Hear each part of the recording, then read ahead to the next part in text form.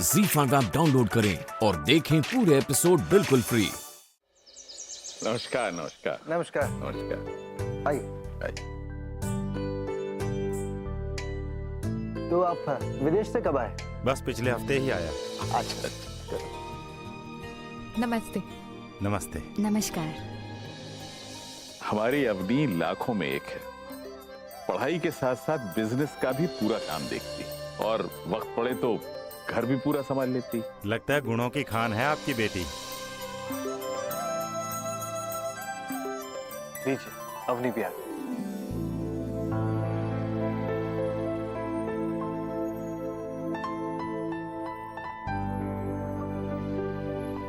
नमस्ते। नमस्ते।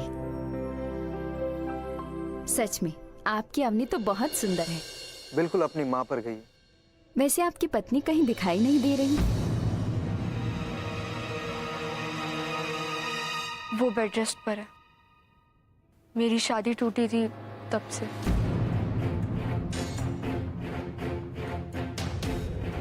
शायद आप लोगों को इस बारे में पता नहीं है। पता होना चाहिए। छुपाने वाली कोई बात नहीं। यानी जो हमने सुना था वो सब सच है। और नरेश अंकल भी तो कह रहे थे ना कि आखिरी वक्त पर शादी टूट गई थी।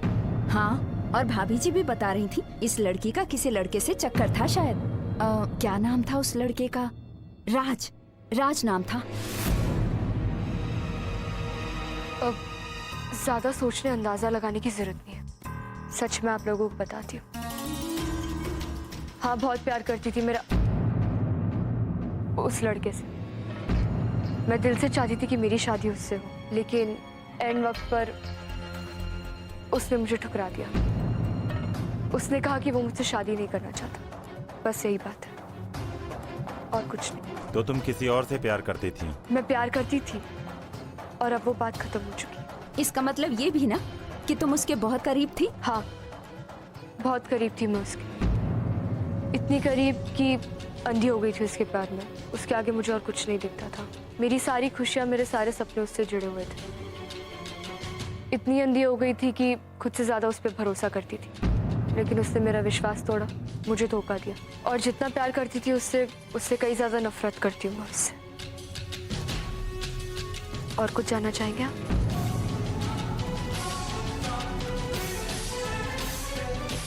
खंडेलवाल जी, मैं खुश हूँ कि आपकी बेटी ने हमें सब सच बताया। अब हमें भी सच बोलना चाहिए। देखिए, हम इतने भी गिरे हुए लोग नहीं हैं कि एक मंडप से ठुकराई हुई लड़की को अपने घर की बहू बना ले। समाज में हमारी भी कुछ इज्जत है, कोई प्रतिष्ठा है। आपकी बेटी को हम अपने घर की बहू नहीं बना सकते। अरे हम तो क्या, समाज में कोई भी शादी नहीं करेगा इससे। अरे जिस लड़की का बॉयफ्रेंड रहा हो, कौन ब्याह करेगा उस लड़की से? अरे उस लड़के ने इसे भरे मंडप में ठुकराया है। जरूर इसी में कोई कमी रही होगी। इसके ही चरित्र में दाग होगा। बस, बहुत हो चुका। आप हमारे मेहमान हैं, इसलिए लिहाज कर रहा हूँ। अब इससे पहले कि बात आगे बढ़े, अब जा सकते हैं। वैसे भी यहाँ रुकना कौन चाहता है? चलो जी। चलो।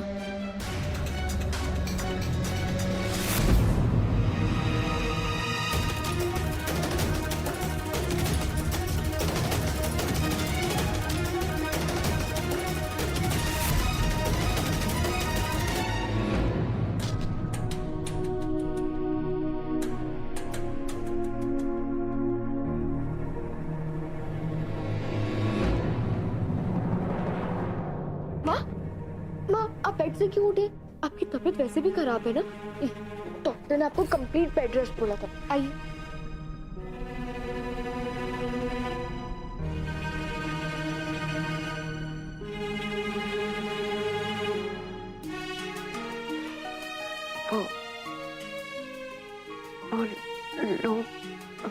वो लोग चले गए और अच्छा हुआ कि चले गए। जो लोग सच का मान नहीं रख सकते, हम उनसे रिश्ता कैसे जोड़ सकते हैं? बस माँ, अब दूसरों की मर्जी के आगे झुकना बंद। मैं जो हूँ, जैसी हूँ ऐसी ही रहूंगी। ये दुनिया का कैसा इंसाफ है? आखिर गुनाह क्या है मेरा? क्यों ये समाज हमेशा लड़की को ही दोषी मानता है? क्यों हमेशा लड़की से ही सवाल किए जाते हैं? वो लड़का अपने वादे से पलट गया। मंडप में मैं उसका इंतजार करती रही, उससे शादी तोड़ दी। उससे किसी ने सवाल नहीं किया क्यों, क्या मैं इतने दर्द में थी और वो इतनी आसानी से आगे बढ़ गया। जहां कहीं भी है वो दुनिया में, उससे एक बार मुड़ के पीछे तक नहीं देखा। और यहाँ मैं अपनी बिखरी जिंदगी को समेटने की कोशिश कर रही हूँ। पढ़ाई के साथ साथ काम भी करी ताकि अपने आप को इतना बिजी रखूं कि वो सब के बारे में सोचूं नहीं। लेकिन फिर भी सवाल मेरे दिल में आता है, क्यों हमेशा सीता को अग्नि परीक्षा देनी पड़ती? क्यों ये समाज एक लड़की को दोषी की नजर से देखता है और जो झूठा है वो जिंदगी में मजे कर रहा है? क्यों? लेकिन एक तरह से मैं उसका एहसान मानती हूँ। उसने मुझे ऐसी बीमारी से बाहर निकाला जिसका नाम प्यार है। अब मेरी जिंदगी में प्यार की कोई जगह नहीं। जाते जाते बहुत बड़ी सीख दे गए वो मुझे, प्यार से नफरत करने की, जिंदगी भर के लिए।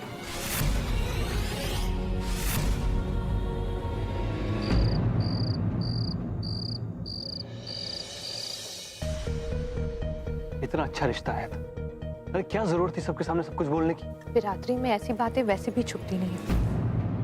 लड़के वालों ने कुछ ना कुछ तो सुना ही होगा ना। नहीं भाभी, मुझे लगता है कि भैया बिल्कुल ठीक बोल रहे हैं। जाहिर सी बात है, रूमर्स तो उन्होंने सुने ही होंगे, पर फिर भी वो रिश्ता लेकर आए तो थे ना। अब अपनी ऐसे बेधड़क बेझिझक होकर बोलेगी तो उन्हें क्या लगेगा? यही लगेगा ना कि अपनी का दिमाग खराब हो गया। आभास, प्लीज अवनी को थोड़ा तो वक्त दो, वो बहुत बड़े सदमे से गुजरी है। कितना वक्त? अरे अच्छे रिश्ते रोज रोज नहीं आते। अक्षत बेटा, हम सभी लोग मुश्किल दौर से गुजर रहे हैं, अपने गुस्से पर थोड़ा सा काबू रखो।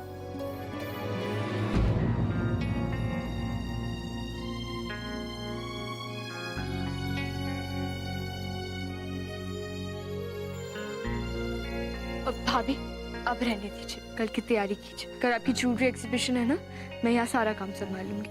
डोंट वरी, मैंने सारी तैयारी कर ली है। और तुम्हें भी तो काम है ना।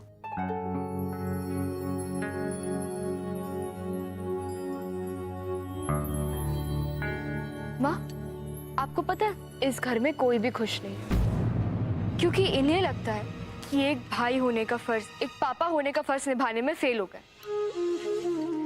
लेकिन इनसे कह दीजिए कि ऐसा बिल्कुल भी नहीं है।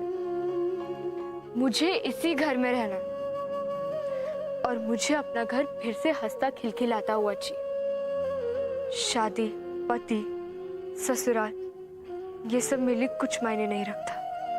मेरी सबसे बड़ी गलती ये थी कि मैंने प्यार को अपनी दुनिया बना ली। नए रिश्ते के नए सपनों में जीती रही।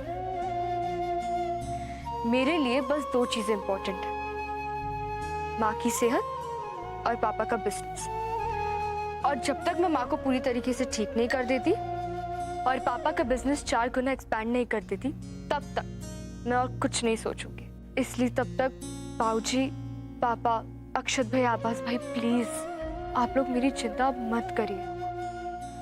आप लोग चाहते हैं ना कि मैं जिंदगी में आगे बढ़ूं, इसलिए प्लीज जो कुछ भी हुआ उसे भुलाकर आप लोग आगे बढ़िए।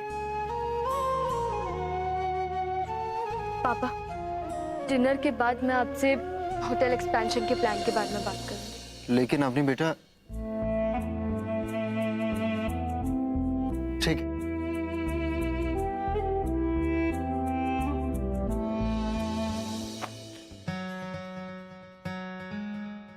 वो एक्सपेंशन वाली फाइल कहाँ चली गई? कहीं पापा के पास तो नहीं?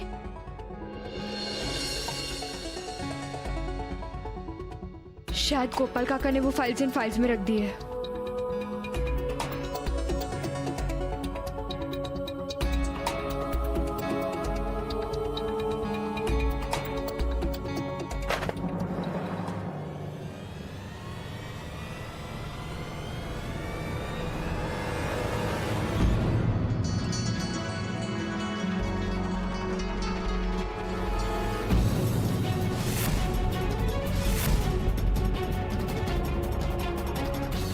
गोपाल काका! जी बिटिया। गोपाल काका, ये क्या है? कहा था ना मैंने कि मुझे इस इंसान के घर में कोई भी चीज नहीं चाहिए, तो ये कहाँ से आई? कहाँ से आई ये? बिटिया मुझे माफ कर दीजिए, मुझे पता नहीं ये सब कहाँ। लाइए फोटो, लाइए, मैं लेकर। नहीं, अगर आप इसे कहीं ले जाएंगे तो घर में वापस से कल आएगी। इसका भी वही हाल होना चाहिए जो इसकी बाकी सारी चीजों का किया है। ZEE5 ऐप डाउनलोड करें और देखें सारे एपिसोड्स बिल्कुल फ्री।